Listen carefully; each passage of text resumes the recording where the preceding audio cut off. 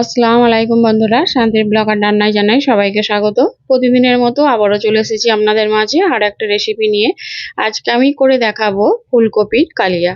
তো চলুন আমি কিভাবে রেসিপিটা করছি একটু দেখে নিন। আমি এখানে আলু কেটে নিয়েছি আর এখানে নিয়েছি ফুলকপি, একটু ডুমো ডুমো করে আলুগুলো কেটে নিয়েছি। আর আমি এখানে একটা বড় সাইজের আলু নিয়েছি আর একটা ফুলকপি নিয়েছি। এরপর এগুলোকে ছোট ছোট করে কেটে নিয়েছি আর এগুলোকে ভালো করে ধুয়ে পরিষ্কার করে নিয়েছি। এরপর এদিকে আমি একটা কড়াই গরম করে নিয়েছি, এতে দিয়ে দিয়েছি পরিমাণ মতো পানি। এরপর আমি ফুলকপিটাকে হালকা ভাপ দিয়ে নেব, সেদ্ধ করব না, হালকা করে এটাকে একবার ভাপিয়ে নেব।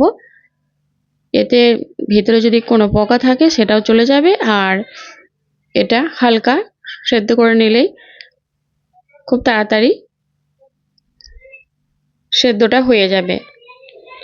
তো দেখুন এখানে আমি পানি দিয়ে ফুলকপিটাকে এখানে একটা ভাপ দিয়ে নেব। তো এটা আমার ভাপ দেওয়া হয়ে গেছে, দেখুন এর থেকে আর বেশি এটা সেদ্ধ করব না আমি। এরপর এটাকে একটা ছান্তা নিয়ে তুলে নেব। তো সব ফুলকপিগুলো আমি তুলে নিয়েছি। এরপর আমি ওই কড়াইটাকে আবার ভালো মতো করে গরম করে নিয়েছি আর ওর মধ্যে দিয়ে দিলাম পরিমাণ মতো তেল। তেলটা বেশ ভালো করে গরম করে নিয়েছি। এর মধ্যে আমি দিয়ে দিলাম কেটে রাখা আলু। আলুটা দিয়ে আমি দিয়ে দিলাম পরিমাণ মতো নুন। এরপর আলুটাকে একটু লাল লাল কালার করে ভেজে নেব। দিয়ে দিলাম হলুদ গুঁড়ো। এরপর হলুদটাকে আলুর সঙ্গে খুব ভালোভাবে নেড়ে চেড়ে মিশিয়ে নেব। তো দেখুন আলুটা আমার এরকম কালার চলে এসেছে। এরপর আমি এখানে দিয়ে দেব ফুলকপিটা, যেটা ভাপিয়ে রেখেছিলাম সেটা এর মধ্যে দিয়ে দিলাম। এরপর আলু আর ফুলকপি একসঙ্গে ভেজে নেব। এই রেসিপিটা আপনারা গরম ভাতের সঙ্গে বা পোলাও, ফ্রাইড রাইস সব কিছুর সঙ্গে এটা খেতে পারবেন। আর বানানো তো খুবই সহজ, যে কেউ এটা বানিয়ে নিতে পারবেন। তো দেখুন ফুলকপিটা আমার ভাজা হয়ে গেছে, আমি ফুলকপিটাকে এখান থেকে তুলে নিয়েছি। এরপর ওই কড়াইয়ের মধ্যে আবার দিয়ে দিলাম পরিমাণ মতো তেল। তেলটাকে খুব ভালো করে গরম করে নিয়েছি আর আমি ফোড়নে দিয়ে দিলাম একটা শুকনো লঙ্কা, একটা তেজপাত দু টুকরো করে নিয়েছি আর এখানে দিয়েছি 1 চামচ গোটা জিরে আর গোটা গরম মশলা। গরম মশলায় আমি এখানে নিয়েছি ছোট এলাচ, লবঙ্গ আর দারচিনি। ফোড়নটাকে আমি ভালো করে ভেজে নিয়েছি।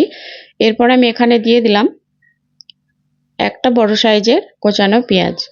আপনারা যদি নিরামিষ রান্না করেন তাহলে পেঁয়াজ আর রসুনটা এখানে বাদ দিতে পারেন, বাদবাকি সব এখানে একইভাবে এই একই মশলা এভাবে রান্না করে নিতে পারেন।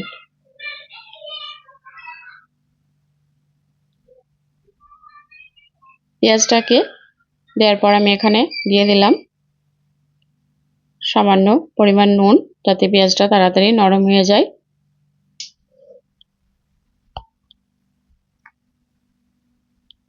তো পেঁয়াজটাকে আমি দেখুন এরকম ভাবে ভেজে নিয়েছি। এরপর আমি এখানে দিয়ে দেব টমেটো পেস্ট।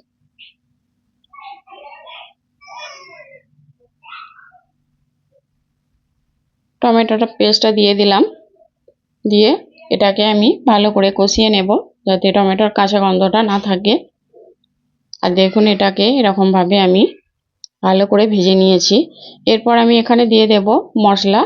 আমি এখানে নিয়েছি 1 চামচ হলুদ গুঁড়ো, 1 চামচ লঙ্কার গুঁড়ো আর এখানে নিয়েছি 1 চামচ জিরে গুঁড়ো আর 1 চামচ ধনে গুঁড়ো। মশলাটাকে খুব ভালোভাবে কষিয়ে নেব। এতে আমি দিয়ে দিলাম 2 চামচের মতো পানি, যাতে মশলাটা পুড়ে না যায়। তো এইভাবে কিছুক্ষণ ধরে আমি মশলাটাকে কষিয়ে নেব।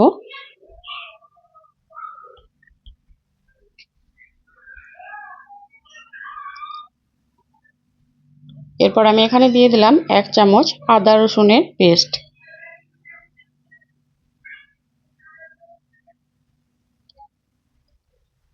আদা রসুনটা দিয়ে আবারও খুব ভালোভাবে মশলার সঙ্গে কষিয়ে নেব।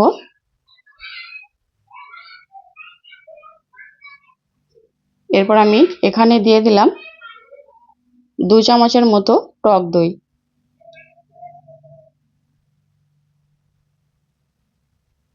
টক দইটা দিয়েছি। এরপর আমি গ্যাসের আঁচটাকে একদম কমিয়ে রেখেছি।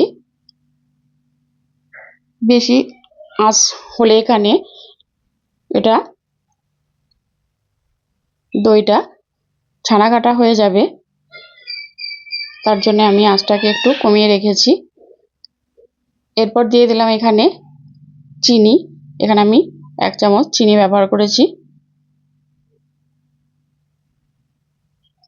এরপর সবকিছু খুব ভালোভাবে কষিয়ে নেব। তো দেখুন সবগুলো আমি কষিয়ে নিয়েছি মশলাটা। এরপর আমি এখানে ভেজে রাখা ফুলকপি আর আলু এর মধ্যে দিয়ে নেব। দিয়ে এটাকে খুব ভালোভাবে মিশিয়ে দেব মশলার সঙ্গে।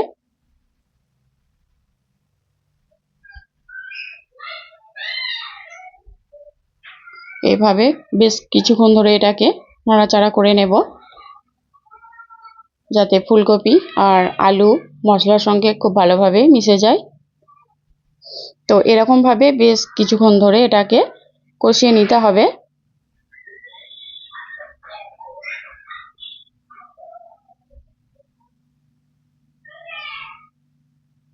একটু টাইম নিয়ে এটাকে খুব ভালোভাবে আমি কষিয়ে নেব।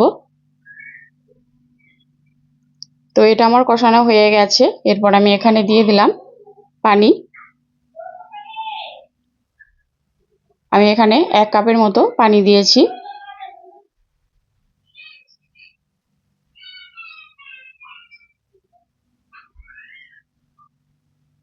এটা খুব বেশি ঝোল হবে না, একটু মাখো মাখো হবে।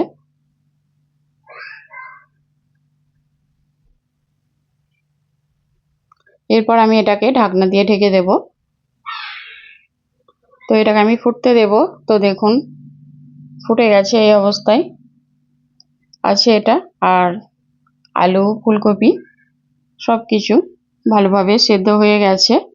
এরপর আমি সবশেষে এখানে দিয়ে দিলাম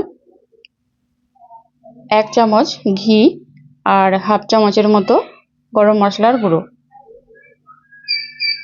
এরপর এর সঙ্গে খুব ভালো করে একটু মিশিয়ে দিলাম। তো এটা আমার রান্না হয়ে গেছে। তার আগে আমি এটাকে 2 মিনিটের মতো ঢাকনা দিয়ে ঢেকে দেব। তো দেখুন পুরোপুরি রান্নাটা রেডি হয়ে গেছে। এরপর গরম গরম ভাতের সঙ্গে পরিবেশন করুন। তো রেসিপিটা কেমন লাগলো অবশ্যই জানাবেন।